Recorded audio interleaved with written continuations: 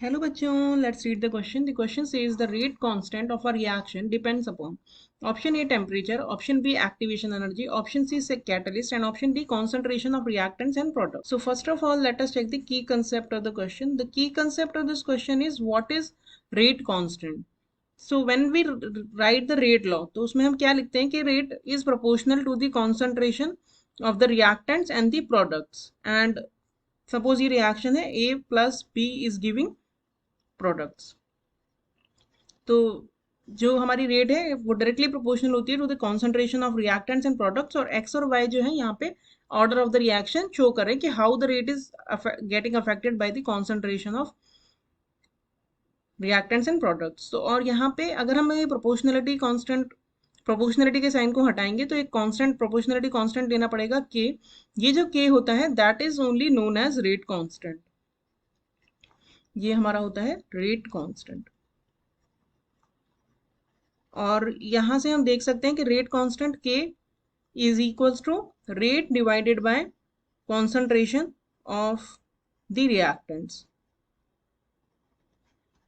तो अब अगर हम इस क्वेश्चन का कंप्लीट सॉल्यूशन देखें तो अगर हम जैसे कि हमने की कंसेप्ट में जो हमने जो इसका फॉर्मूला देखा है उससे हमें ऐसा लग रहा है कि rate is depending on the concentration of reactants and products, sorry reactants, but it does not depend on the concentration of reactant and products. Why? Because if we are increasing the concentration of A and B, तो उसके साथ साथ rate भी increase होगी उसी हिसाब से, क्योंकि rate is directly proportional to the concentration of A and B. तो रेट अगर बढ़ती जाएगी तो उसी रेशो में रेट बढ़ती है जिस रेशो में आपके रिएक्टेंट्स की कॉन्सेंट्रेशन बढ़ती है, और अल्टीमेटली जो आपका रेट कांस्टेंट है वो एक कांस्टेंट रहता है। वैसे भी नाम से भी पता चल रहा है कि it is a constant, so it depends only on temperature. Temperature के अलावा कुछ और फैक्टर्स पे भी डिपेंड करता है, वो हम देखते हैं आरेनियस इक्वेशन से। आरेनियस जो साइंटिस्ट थे उन्होंने टेम्परेचर और रेट कांस्टेंट का एक रिलेशन दिया था जिसे कि हम आरेनियस इक्वेशन के नाम से जानते हैं, और उन्होंने ये बताया था कि एवरी 10 डिग्री सेंटीग्रेड टेम्परेचर में जब हम राइज करते हैं तो approximately rate constant 2 to 3 times change हो जाता है। तो रेट कांस्टेंट का जो फॉर्मूला होता है according to Arrhenius equation it is equals to A e to the power minus E A by R T.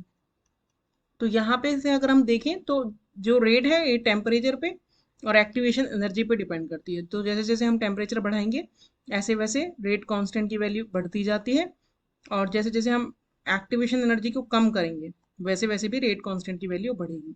तो डिपेंड कर रही है रेट कांस्टेंट, जो डिपेंड कर रहा है वो एक डिपेंड कर रहा है टेम्परेचर पर, दूसरा डिपेंड करता है एक्टिवेशन एनर्जी या फिर ईए पर, और तीसरा जो हमें ऑप्शन दिया है कैटलिस्ट, तो कैटलिस्ट पर भी डिपेंड करेगा, क्योंकि कैटलिस्ट क्या करता है अल्टीमेटली, कैटलिस्ट जो होता है वो एक्टिवेशन एनर्जी को कम कम कर देता है। तो अगर एक्टिवेशन एनर्जी हमारी डिक्रीज हो रही है तो रेट कांस्टेंट हमारा बढ़ जाएगा। तो यानी कि 3 out of the given options option A B and C 3 are correct, but concentration पे डिपेंड नहीं करती है, तो डी इज रॉन्ग।